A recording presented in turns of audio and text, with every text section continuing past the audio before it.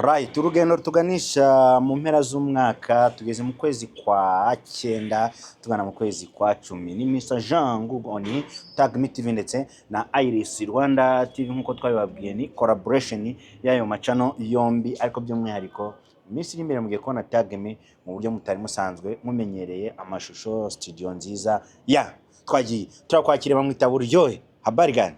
Muzuri. Meze neza? Ego. Meze neza cyane. Ko wabaye inzobe? Ni ibisanzwe. Ego. Buryo? Ego. Ufite abantu bari kukwitaho muri iyi minsi? Ntago babura. Ngo? Ntago babura. Tangira twibwire rero ubwira abantu kuri Iris Rwanda TV. Okay. Banzi ku mazina ya Buryohe ariko nitwa Abijuru Sylvie. Nkaba narakoraga ibiganiro bijyanye sembyitsikira n'imibonano mpuzabitsina. By'urukozasoni. Oya. Imibonano mpuzabitsina. Ariko urukozasoni. Ntago ari urukozasoni kuko twarigishaga. Twigisha abantu bakuru. Ntago twigishaga ngo abantu basambane. Twigishaga ibijyanye n'imibonano mpuzabitsina, uko wategura umugabo, uko umugore yategura umugore, ibintu nk'ibyo. Uko umugore yategura umugore. Umugabo. Cyangwa umugabo ko yategura umugore. Yego. Hapa nabyo bisigaye bigezweho. Bigezweho kuko hari n'umuntu utazi uburyo ki wateguramo umugore we akumva yuko umugore nka kwa kundi itungo ryuri irindi. Urumva? Ariko nk'umuntu ugomba kubanza gutegura umugore wawe kugira ngo igikorwa mugiyemo nyirizina akiyumvemo. Nibyo twajyaga twigisha. Tukiri aho ngaho nubwo atari ryo somo turiho ry'uyu munsi hagati y'umugore n'umugabo ninde ukwiye gutegura? Bose barafashanya.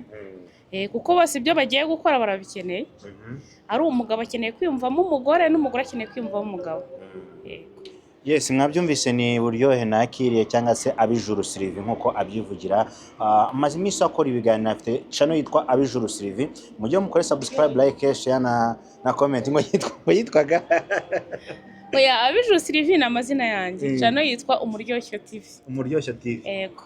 Kuki wayise Umuryoshyo? Nyine yari ijyanye n'ibintu byo kuryoshya. Niyo mpamvu nayise Umuryoshyo TV. Kuko niba naratangaga ibiganiro abantu bakaryoherwa mu byo bakora, na channel yanjye yagombaga kuba Umuryoshyo TV.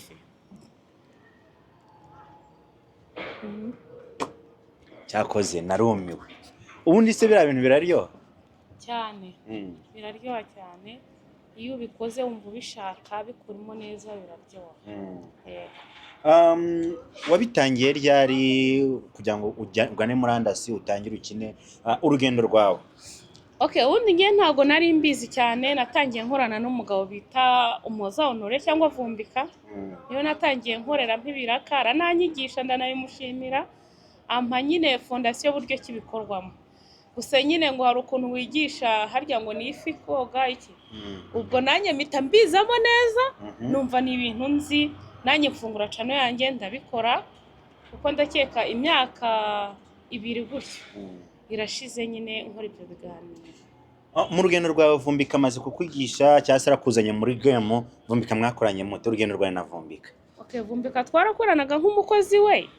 Nyine akampa ikiganiro uburyo ki turi bugikoreho, uburyo ki tukiganiraho, tukigeza nyine kubakeneye kutwumva. Kuri channel ye nge nakoraga nk'umukozi we nk'umunyabiraka akampemba. Ntangira gutyo mbimenyera nza kubyisangamo naranabikunze n'ibyo mvuga mbizi kandi bikunze. Ubundi bira bintu kango byisangemo isuku gira isoko n'inkomoko. Wari usanga ufite iyi experience ku mibonano mpuzabitsina? Oya, ntago ari imibonano mpuzabitsina umva memu nari mukuru sinavuga ko nayikoze. Icyo nari nyiziho nuko iryoha. Wenda n'ibindi bigenda biza. Vumbika agenda mpugura, nanjye ngenda mbimenya, ibyo ntari nzi ngenda mbimenya. Vumbika ni umusore ni umupapa? Ni umusore. Ni umusore. Ntabwo bira bintu bikura ko nabonye yayobotse mu nzira. Bira ni ibintu byiwe wagira ngo yabivukiyemo, mbese wagira ngo akiri no mu nda ya nyina yarabizi. N'utuntu twe niko nabivuga. Bira ni ibintu bye niko nabivuga pe. Yego. Amafaranga menshi wakoreye wavuga uti yakugiriye umumaro ubwo wari kumwe na Vumbika? Aya mafaranga yangiriye umumaro pe, kuko yamaga n'amafaranga afatika, yaramfashije mu kwishyura abana amashuri, kubaho mu buzima busanzwe, yangiriye akamaro cyane. Yes. Nababwiye ngo ni ikintu tugiye gukorana nawe nyuma y'igihe kinini, araje ati ndashaka guhindura content, ibi bintu nabonye nta mugisha urimo. Ni ukuvuga ngo hari igihe kigera ukumva ibyo urimo bitakiri ibyawe. Nk'ubu ngubu ngiye abijuru niba ndi umumama w'abana 3, kwicara hariya nerekana ikariso, imyambarire y'umumama, ntabwo ari ibintu bikwiye umumama w'umunyarwanda, sibyo? Nk'uko nitwa Bijuru, ndi umudivantiste, narasenze, ndabatizwa, ndarimba muri korari. Uracyaririmba? Oya. Urumva nta n'uwakwakira ukora biriya bintu. Muri make ubwo baranciye. Ariko ijambo ry'Imana riravuga ngo ningwa nzabyuka. Naho umukiranutsi yaba azabyuka. Urumva? Ubwo rero kumbwa ngo umumama w'umunyarwanda nicaye hariya, ikarisi iri hariya, nkanjye maje kugira abana b'abahungu bakuru. Urumva? Ubwo rero ejo hazaza niba agiye gutereta nk'umukobwa wo kwa runaka ati dore nyoko buko uko aba yicaye, ntabwo ari ibintu nakunze pe, si ibintu nakunze, ntabwo nabikunze. Yego byamaye amafaranga kuko nari nshonje, ntabwo nagiye ku muhanda ngo nandagare. Wenda nakoresheje, kandi wari wandagaye bwa mbere ugaragaza imyanya y'umubiri wawe. Oya, nakoresheje impano nari mfite mbasha gutanga biriya biganiro. Oya. Ntabwo ari iyo gusambana. Urumva? Ni impano nyine yo kugeza ku wenda ku banyarwanda cyangwa abanyarwandakazi n'abagabo abakeneye kubyumva nyine biriya, sibyo? Kuko habaga harimo impanuro nyinshi, nk'uko wenda nkanjye najyaga ntangamo nk'uburyo ki wakwivura ama infection, uburyo ki abadamu batagira amavangingo bayagira. Ni ukuvuga ngo nabagezagaho ibintu bibagira akamaro, ibyo bakeneye kumva. Njye ntabwo nigishaga umuntu ngo genda haranga usambane, oya, ntabwo nabibigishaga pe, kuko nzi neza ko ari icyaha.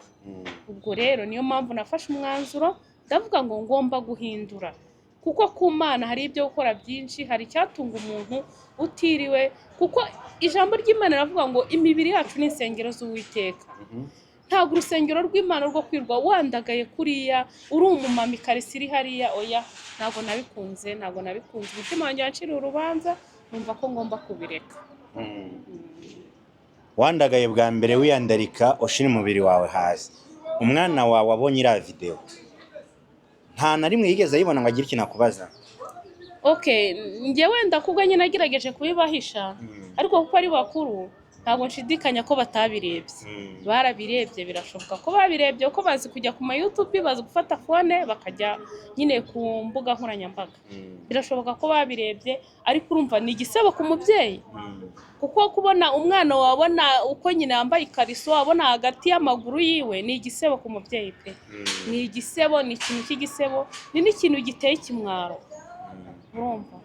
Nkanjye rero nk'imbere memu yaba abanyarwanda bose muri rusange, no ku Mana mbere ya byose ndasaba imbabazi ku bw'icyo cyaha. Ibintu amakosa yose aberaho kugira ngo tuyigiremo, tubashe kwiga no kubireka. Kuko burya ngo Imana yanga icyaha, ntabwo yanga umunyabyaha. Yego.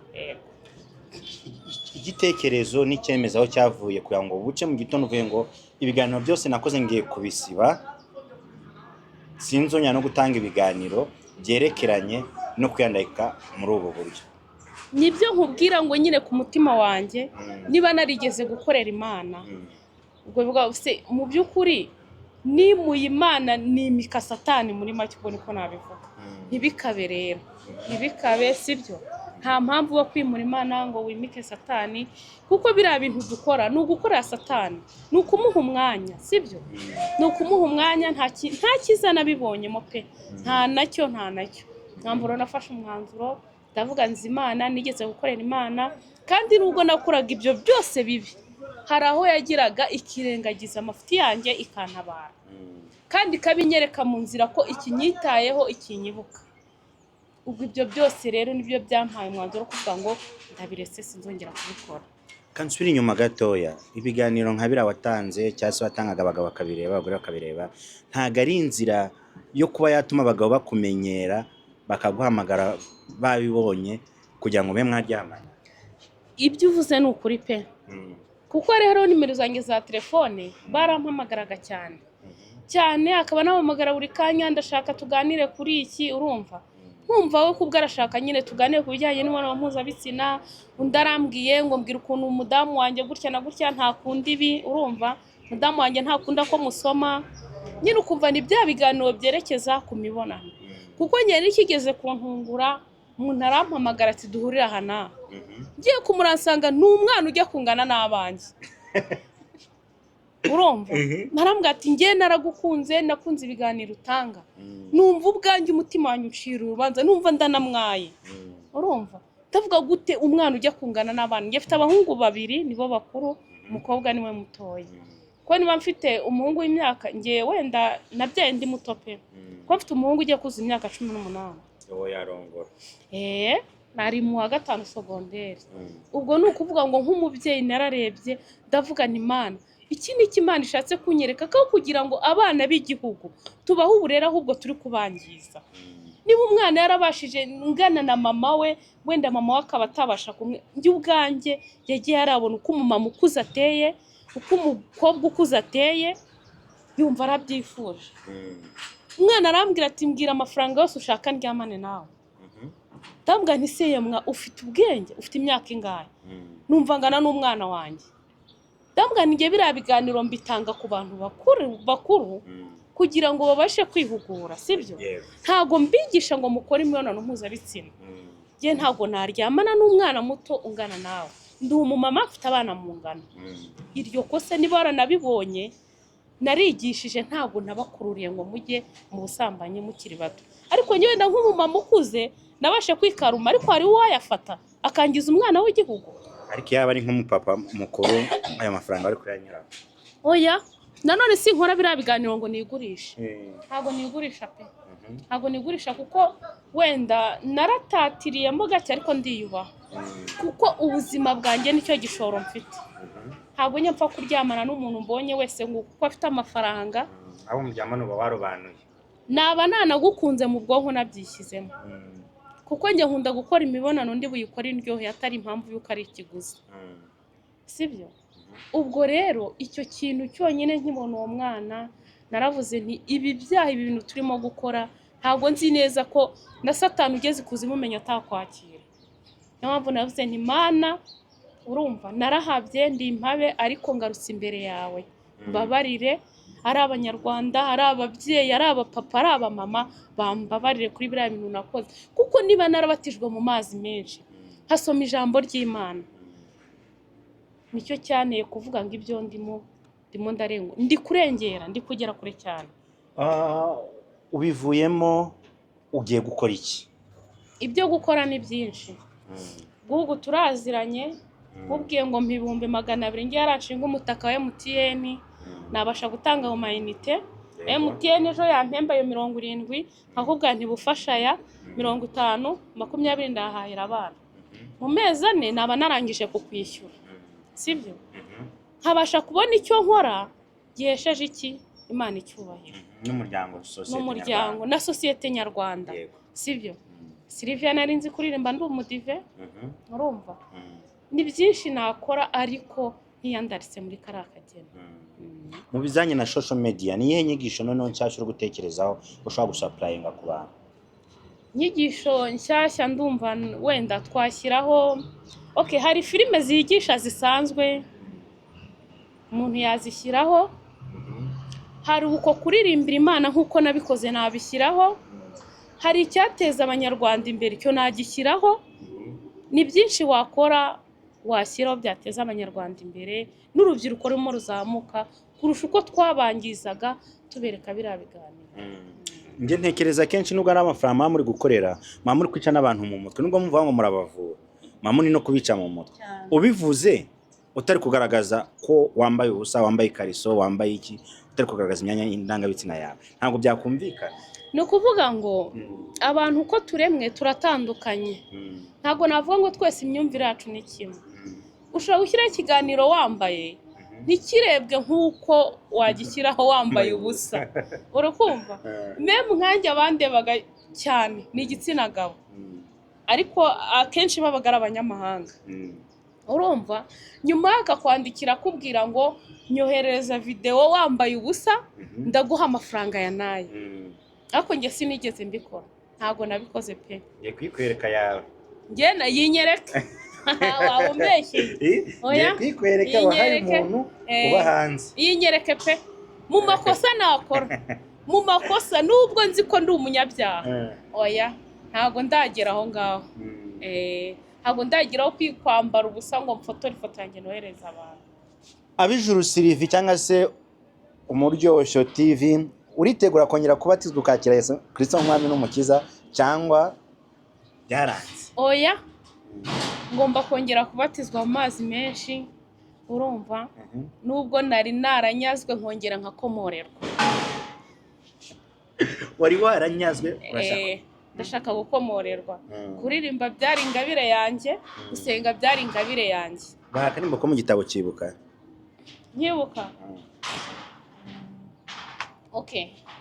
Hari akavuga ngo ibyaha byanjye mwami birutu musenyi wino mwamu binyirishisha amaraso yawe wadusezeranije yuko ibyaha byacu nibisa n'umuhemba uzabyeza rwose. Okay, ndwaye gripe aho ndi kurimba neza, ndwaye inkorora, ndwaye gripe, ndarimba nkumva umwuka ni mukeya. Sylvie wahoze muri korali, Sylvie wigisha uko abantu baheheta, Sylvie abantu baze kubyumva neza, umuntu bibaka akajya muri content itariye ariko nyuma yo kwitekerezaho akaba yagarukira Imana. Ni cyo kintu cyakubabaje n'izi saa kigutera agahinda kubyo kwitekerezaho ukumva mu mutima wawe ugize ikiniga n'agahinda? Gusa nyine ngira ikiniga ariko hari ikindi kimpumuriza. Hari indirimbo ya Ambassadors bita Mariya. Buriya Mariya yari ruharwa ngo mu mudugudu hose, ahantu hose bamuzi ko yari umusambanyi, ariko agira atya arababarirwa. Mu mutima we hizura mwishimwe mu gihe bari bamuzaniye Yesu ngo bamutere amabuye. Yesu aramubabarira. Nawe rero ushobora kuba uri ruharwa ahantu hose ariko ukagira ute ukababarirwa. Ubwo rero mu by'ukuri nanjye icyo kintu mu mutima wanjye cyarambabaje, kandi mu by'ukuri pe nubwo nari umunyabyaha Imana yaranyeretse cyane pe, kuko nubwo nari umunyabyaha hari igihe cyageze icyo nshimira Imana n'ubu nyishimira. Hari igihe cyageze ndi kumwe na mama wanjye arasamba arapfa.